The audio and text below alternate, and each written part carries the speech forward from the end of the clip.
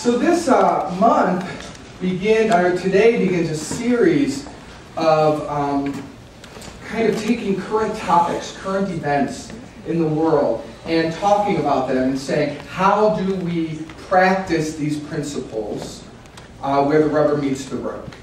How do we do this when things of the world overwhelm us? And it's nice theory, and it's great to talk about, but I think most of us, when we get home or we turn on the TV or we open the checkbook or so-and-so leaves or, you know, the number of things, how do we practice?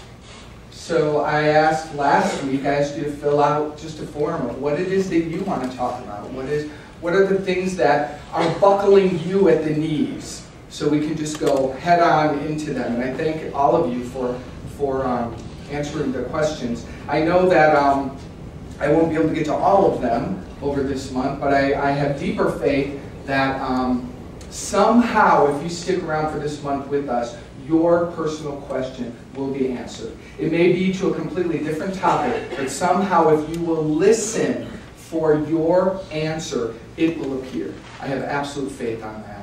And so I took the ideas and just sort of found themes. And so the theme I want to start with is the one that seemed to be pretty powerful, which is, why are my prayers not answered? Anyone relate to that?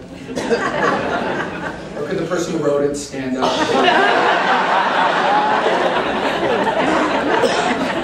Because you're wrong!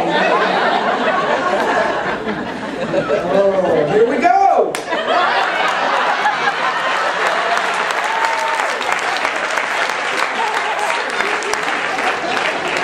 I scare myself sometimes. Science of Mind says nothing could bring greater discouragement than to labor under the delusion that God is a being of moods who might answer some prayers and not others. I'm going to read that again. Nothing could bring greater discouragement than to labor under the delusion that God is a being of moods who might answer some prayers and not others. That is a painful, painful place to sit in. It goes on to say in the Science of Mind text, if God ever answered prayer, God always answers prayer. If there seems to be any failure, it's in man's ignorance or misunderstanding of the will and nature of God. Prayer is not an act of overcoming God's reluctance, but should be an active acceptance of God's highest willingness. Through prayer, we recognize a spiritual law that has always existed and put ourselves in alignment with it. You see, when prayer is not being answered in my life or in your life, I think that there's one thing that I'm going to be speaking to a couple ideas, by the way. I mean, you know, this could be a month series in and of itself.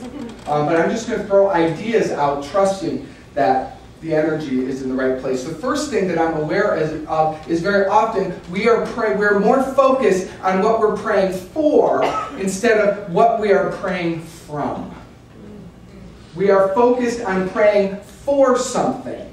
And praying for something as opposed to from something causes pain, because even that, you see how that energetically can propel me outside of myself, outside of my faith. It propels me into often the world of form of something's not right out here.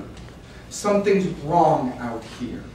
And when I'm praying from that, there's something wrong, just fix it mentality, that I'm not praying from a consciousness of God, from a consciousness of wholeness. And that's what we say that we do here. The first step, the first thing that we establish through prayer is, where are we praying from? What is the consciousness from which this prayer is rising? Now, it doesn't mean that there isn't something for. It doesn't mean that there's not something out there that is causing us to go inward to prayer. But that is simply a symptom. Anything that is happening out there is a symptom. The same way that if your knee is hurting and you go to the doctor is going to assess your symptoms to discover what is underlying the problem. To just treat the symptom usually means that it will come back if you don't get the core. Does that make sense to you? Have you ever had that problem? I had that problem with my hip. Those of you remember I had hip problems for many, many years. Thousands upon thousands of dollars of people treating the symptom. But it was never being cured because the core problem was not being addressed. It has been, by the way, which I'm grateful for, but it took a lot of prayer and a lot of time to get that fulfilled. To use the symptom, to use what we're praying for, to bounce us into what we're praying from. That's the key. Because whenever we see a symptom, or something wrong, or something not right, or suffering is happening, somewhere inside of me, and somewhere inside of you, is a belief that we're separate, that something is not okay. We have a story. You see, prayer is for our minds. Prayer changes us. Prayer causes us at the deepest level of our being to shift and become different. That's where answered prayer occurs. If you pray for something that fix out there in the world and it just happens to fix on you, well, that's really nice, good luck, that's a wonderful thing. But to rely upon that is not, to me, a life of prayer. A life of prayer says, I am willing to be changed. A life of prayer causes me to be very humble. Because I'm always saying, where am I not seeing aright? I was doing a session this week with my practitioner, and as I was talking with her, I said, before we begin our session, because I'm talking about this, I'd like to ask you, and believe me, I think my practitioner walks on water, by the way. I think she sleeps floating. I think she is one of the most brilliant people on the planet, and I am forever blessed to have her as my practitioner, and I've been working with her for over 10 years. So we have a very intimate prayer life, and we come together twice a month to do our work together. She comes to support me. So I said to her, why are prayers not answered? And she said to me, and I think she's right on, the only reason her prayers are not answered is because she's praying from what she calls her false self. Her false I am. There is an authentic I am. There is a nature of wholeness and love that is inside of you. And when we align with that and pray from that, there is a letting go. There is something so much greater than what our human self can conceive. But when we are praying from a false self, we're usually praying from a broken part, a part that is a little immature, a part that isn't seeing the whole picture. A part that if it could rise up far enough from the suffering, it would go, oh, that's not the prayer. That's not the prayer. I'm praying a wrong. I'm not praying from my highest consciousness. I'm praying to get something. I'm praying to cause something. You see, we can't fool.